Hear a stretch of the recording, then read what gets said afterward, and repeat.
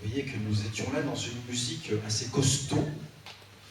Et alors, je vais faire le lien avec ce que je vous disais tout à l'heure. Je vous ai parlé des accents wagnériens des compositeurs pour ce genre de musique. Même si vous ne connaissez pas Wagner, vous allez voir, je pense que ça va vous dire quelque chose avec la musique qui vient. Nous allons maintenant nous intéresser à un héros mythique. Voici venir le Seigneur des Anneaux. Alors, je vous parlais tout à l'heure donc de ces accents Wagner. Vous savez, Wagner, il naviguait dans une mythologie germanique, nordique. Et il a composé, entre autres, une œuvre absolument gigantesque.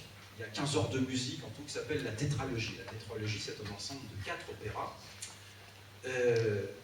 Et il y est question de quoi dans la tétralogie? Il y est question, notamment dans le premier de ces 4 opéras, qui s'appelle L'Or du Rhin. Il est question d'un anneau d'or, forgé avec tout l'or du Rhin, qui a été dérobé par le nain Albéric, qui lui donne une puissance illimitée à son possesseur, mais qu'Albéric va maudire, lui conférant ainsi le pouvoir de causer la perte de quiconque le possédera.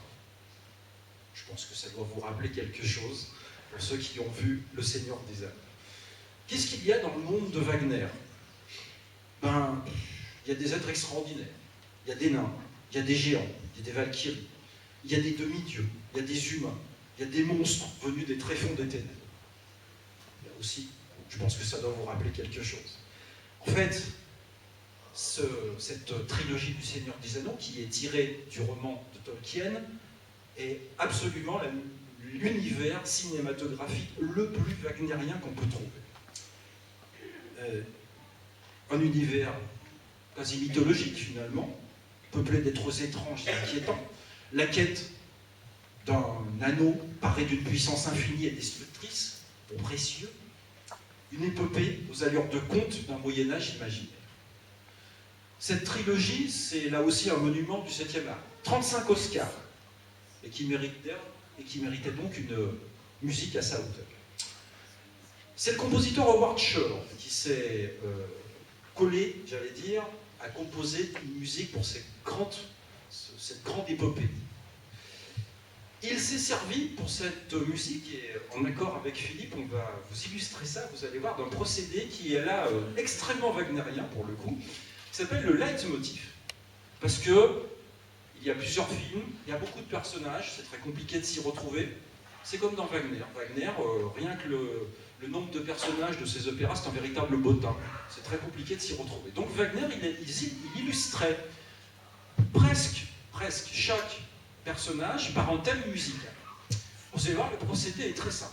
Je vais vous faire écouter, mais vraiment quelques mesures. Je ne vais même pas vous dire ce que c'est, parce que vous allez tout de suite savoir de quoi ça parle.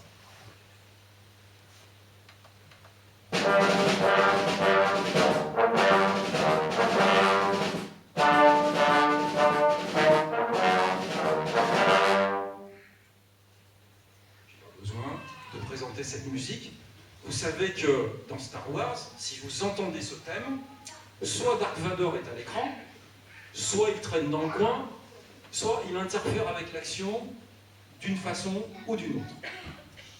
Maintenant, si je vous fais entendre cet autre thème, très différent.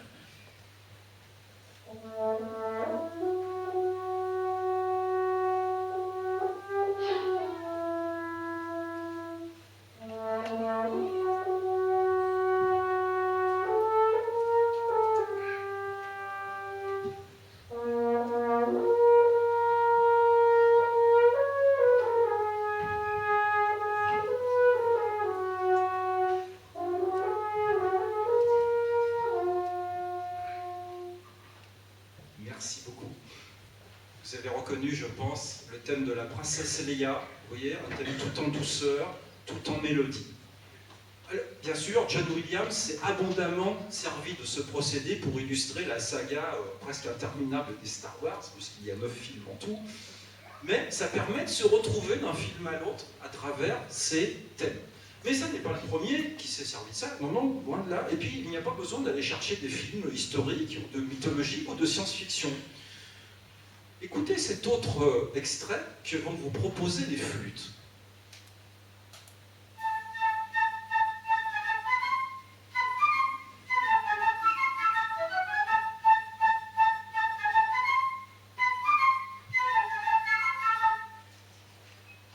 Ça, c'est un leitmotiv. Si vous entendez cette musique, eh bien forcément, si vous avez vu les films, j'espère que vous les avez vus, vous voyez Pierre Richard dans le Grand Blond. Et à chaque fois, le Grand Blond, c'est son motif à lui. Ce motif sautillant, un petit peu prime sautier, un peu gauche des fois, voilà, qui illustre parfaitement le personnage de Pierre Richard dans le Grand Blond.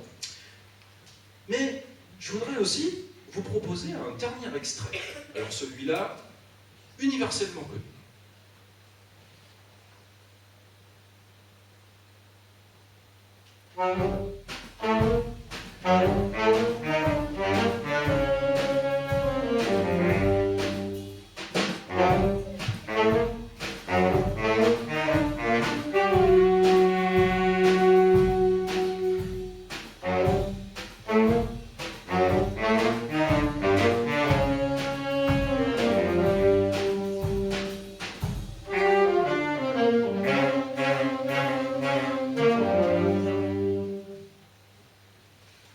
Vous avez tous reconnu, évidemment, la Panthère Rose.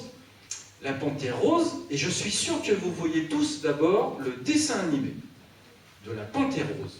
Oui, sauf que cette musique-là n'a pas été composée au départ pour le dessin animé, mais bien pour les films de Blake Edwards, du même nom, La Panthère Rose, il y en a 3 ou 4, je ne sais plus, de mémoire, et avec Peter Sellers, qui incarne